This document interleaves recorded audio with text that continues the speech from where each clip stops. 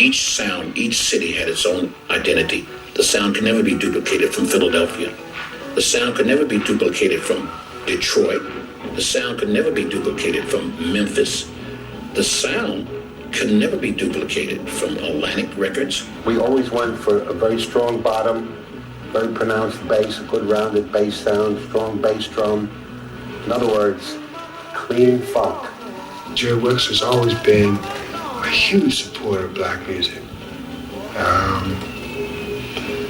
And Atlantic began its career in black music.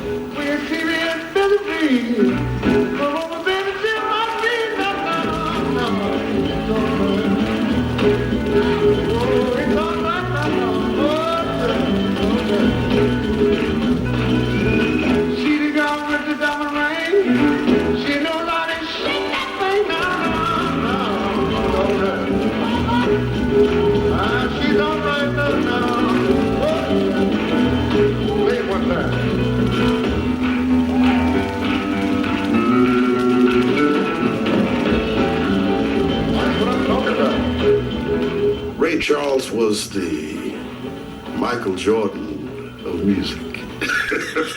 Ray could do anything and everything and make it believable. He was walking up the stairway and out to the exit, which I just happened to be there, and I touched his shoulder, and it was like, I thought I touched the Lord. Tell your mama, tell your pa, gonna send you back to Arkansas. No. Mama, you don't do right. Oh, you don't do right. I have a very personal reason for loving Ray like I do. Not only for the fact of his talent, because he is one of the most talented people ever, but the very first professional gig that I ever played in my life was we played the Ray Charles show at the Apollo Theater in New York. We had never played a show like that, so we didn't realize we needed professional band arrangements. We didn't have them. We had what we call onion skins or lead sheets. He sat there and did an arrangement to both of our songs that we were singing on that show, just dry, just like that. I love Ray Charles. He's like that vintage bottle of wine, that he's an antique. He is just too good to be true.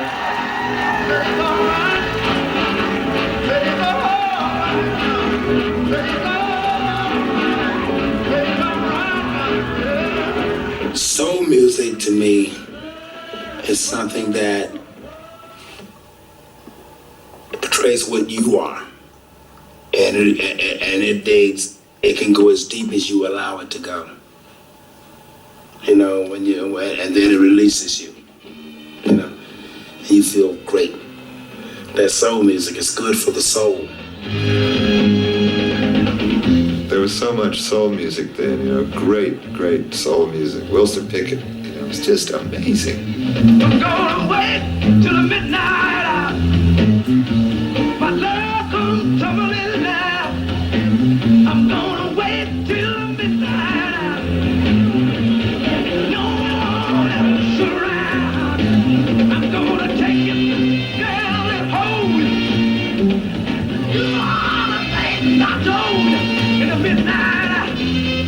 Well, Wilson, his reputation precedes him, and that's why they call him the Wicked Mr. Pickett. I had been listening to some of the stuff that he had played on and sang on, and almost invariably on his gospel things, he would go into this, I'm going to wait till the midnight hour to see my Jesus and all that. He would go into this chant, and it sort of, to me, was sort of like an identity for him. Wilson was a crazy man. Loved him. Wilson was the king of funk. In the midnight hour. Lord have mercy.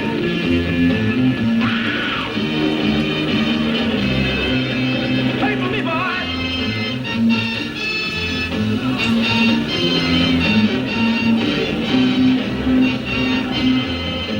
Wilson is fantastic, singer, entertainer too, I'm gonna wait till the midnight hour. My Lord. Most of these artists that you're talking about are unique. They were the Memphis sound, they represented that area of the country that produced that music. Stax, that whole era of Stax with that soulful music that came from Memphis. Too long to stop now.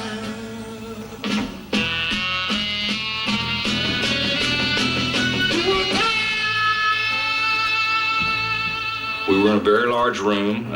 We were in a movie theater, which was not a giant theater by any means, but it was a pretty good sized theater. I've had a lot of musicologists and a lot of musicians refer to the Stax records of having this incredible delayed backbeat. And a lot of that really came by accident. Too long, and I don't want to stop now.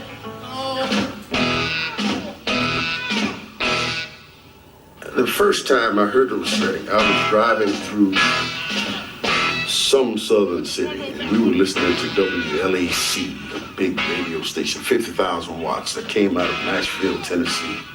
And I heard this man who was just moaning and groaning, "These arms are mine," as only he could do. And I said, what is this guy doing? What is this sound? And I don't want to stop now. No.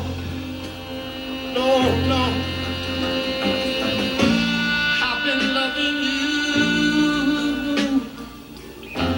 just a little bit too long. I watched him and knew he was going to be a star. I've never seen a man master a stage so fast in my life. He made me learn how to master a stage after watching him do it.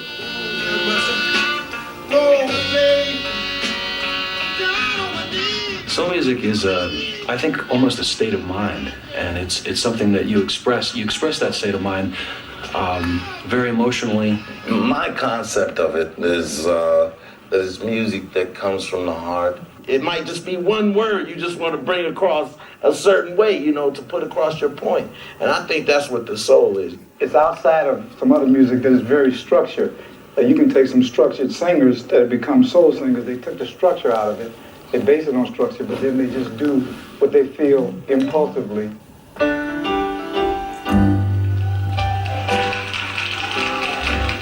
Aretha Franklin, as evidenced by how many people refer to her today, is the living encyclopedia of soul music. Sitting around, me and my man. Look at how many people borrow from and emulate and idolize what she contributed. Her voice is just effortless. She doesn't even have to try, it just comes out. She's blessed. She's definitely blessed. And I remember her songs around my house a lot. Sitting right there looking at me and that man. Can you understand me, girls? As far as how to record her, just keep doing more or less what we had been doing with our rhythm and blues artists, to let this sound emerge and be heard and not try to make it palatable for a wide audience. The idea was to record her with great musicians and put her at the piano and let her sing and play for herself.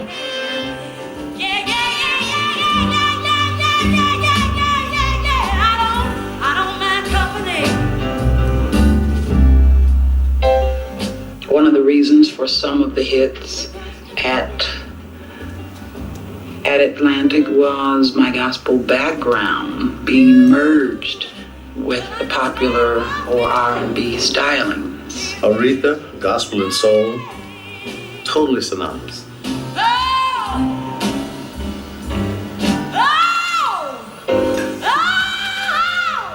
God Almighty, that man sure makes me feel real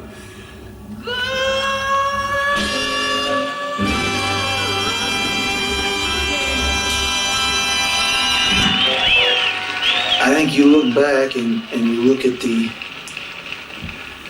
all the performers that came before you, and they make their own maps, and they leave them for you if you care to read them. Yeah. There's an art to it, and those guys were the masters. All the soul greats they were the masters at it. And you got quite a few others, but those legends shows you how to do it. Apart from its gospel and blues heritage, soul had tangled roots in the world of independent record companies, which created music for a segregated audience. They were called, at that time, race records. And they would have the word race on the record. The strong ones were black artists coming through the independent record companies. At that time, the music was being controlled by Chess Checker and Argo Record Company, Atlantic Record Company, companies like that were smart enough to sign up black artists and merchandise and market these black artists.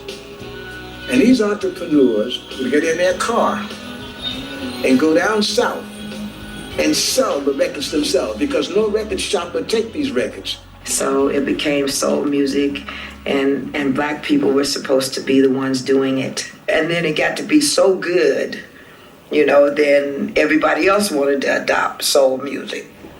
When we recorded Little Latin Loopy Loo, the white stations wouldn't play it because the quote was that it was too hard rock.